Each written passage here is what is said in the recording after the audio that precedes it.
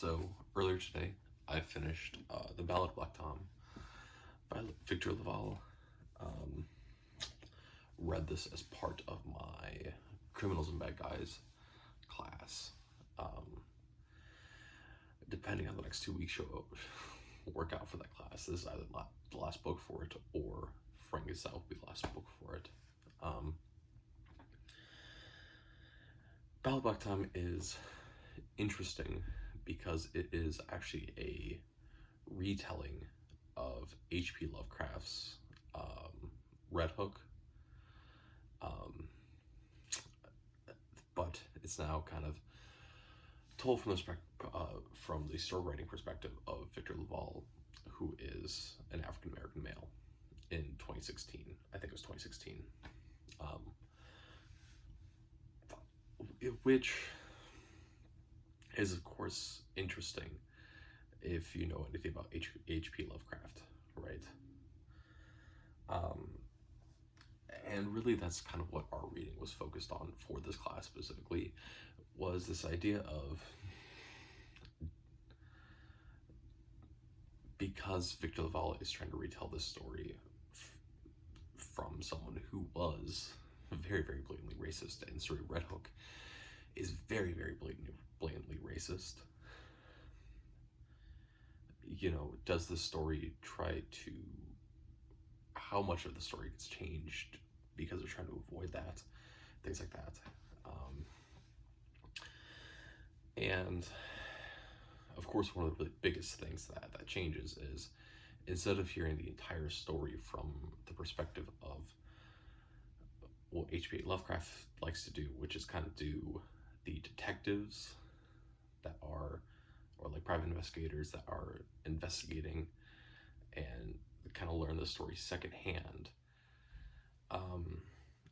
Victor Lavalle puts us in the shoes of Tommy Tester. I think his full name is Charles Thomas Tester, who is the person who becomes Black Tom.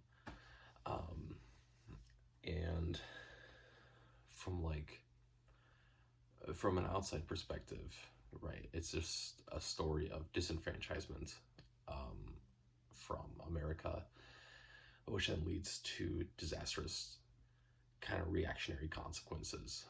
And I think that's kind of like, when you're looking at it through the detective's eyes, because the narrator switches halfway through, from an outsider's perspective of someone investigating the story, that's what it seems like.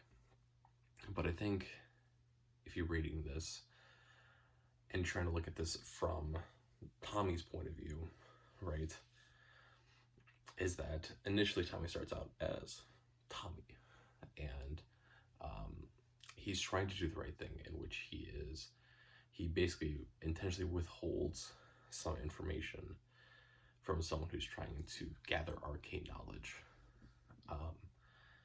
And then Tommy's father gets killed for it, which then leads to Tommy trying to seek revenge, which in my personal argument, is a very normal human thing to do.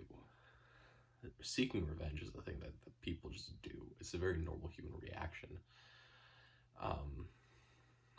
But then it just kind of spirals. And then Tommy becomes Black Tom. My argument is very much in the Dr. Jekyll, Mr. Hyde side of things, is that they're the same person, but they're not the same character. Tommy, we actually see, ends up showing up back again at the very last chapter. We go back to Tommy's perspective. But when everything evil is going on, that is Black Tom. Because what I think happens, right, in my interpretation of this event, is basically, if you've never read the story of Red Hook, it's about a guy by the name of Robert Sudam who develops some, investigates arcane stuff, and then basically his library becomes this a portal between dimensions. Basically Tommy opens up one of these doors before he's supposed to, right, because they're in the middle of traveling between dimensions. He opens the door before he's supposed to, And I think in that moment, right, in that moment, Tommy becomes Black Tom. He is forced to experience horrors unimaginable to the world. Um, and because of that, he's basically sold his soul, and he now lives through Black Tom, of someone who, now having been exposed to the horrors, the only way to live is by exposing that same horror to others. Um, it's kind of very similar in vein to, what was it? I think it was right around the same time, 2016,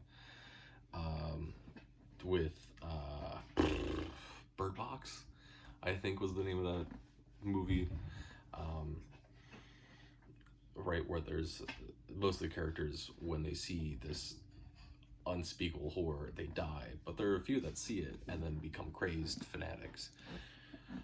Right, I think it's that same sort of deal of where Tommy has seen this horror, and the only way that his mind comprehend it is by becoming Black Tom. And then we get to the whole investigation, that side of things. Malone, who's the detective, kind of sees a whole bunch of stuff. That's all that. That's not really, I wouldn't say there's a whole lot of interesting on there. Just a lot of portal jumping and dimensions and whatnot. And we get to the end. And really my whole basis for reading the story the way it is because of the last chapter. What's happening is we switch back to Tommy's perspective, and Tommy is no longer Black Tom. He's no longer this like vengeful spirit. He is just a guy who is remorseful for what's happened, what he's done, and he's aware that what he's done is bad, right? Which makes me feel and read this not as much of a disenfranchisement sort of story. It feels much more like someone who's recognized that things are wrong, and the only way for him to fix it is to remove himself from the situation. And that's really kind of my reading of Ballad of Black Tom. Really interesting book. I don't know where I'll rank this. Maybe it's 5 out of 10. Probably closer to a 5. I mean, it's a good book. The kind of arcane horror, I'm not super interested in. It's kind of fascinating every once in a while, but I think to really involve myself in kind of this and do a whole bunch of deep dive on kind of this lore, I think is, although very doable and probably very interesting, is also kind of unethical.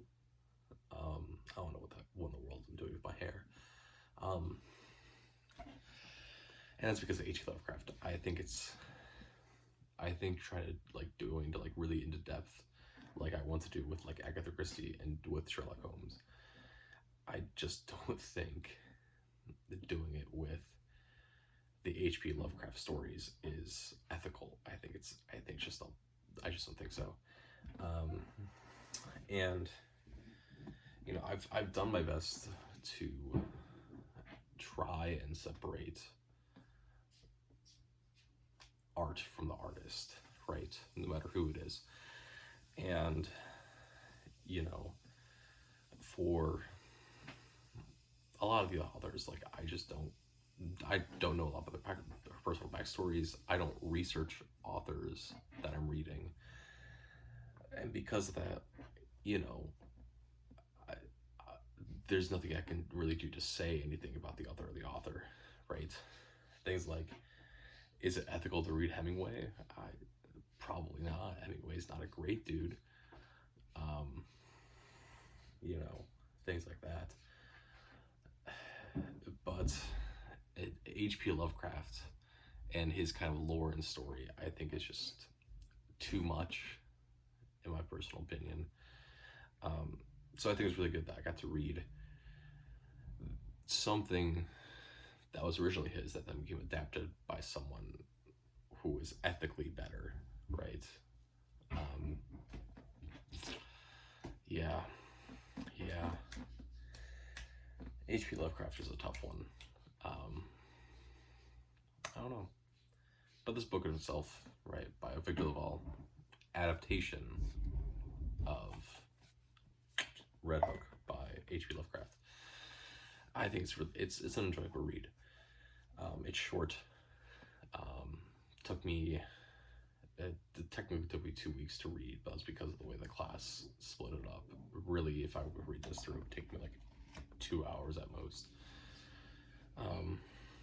Yeah, yeah. 5 out of 10. Enjoyable read. I probably won't read it again, but fun.